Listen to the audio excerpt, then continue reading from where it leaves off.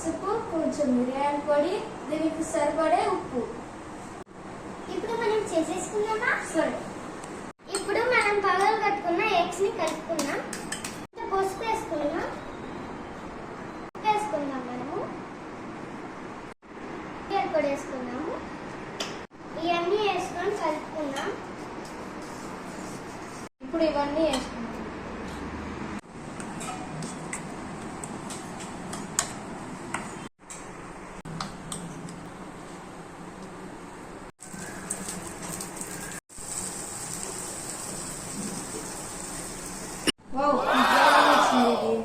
Taste చేసి చెప్పండి అయ్యా.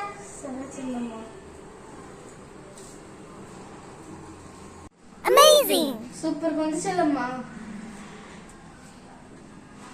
మా చెల్లి బాగా చేసింది పిజ్జా లాగా. నెక్స్ట్ టైం మీరు కూడా చేసి తినండి. Like, share, subscribe.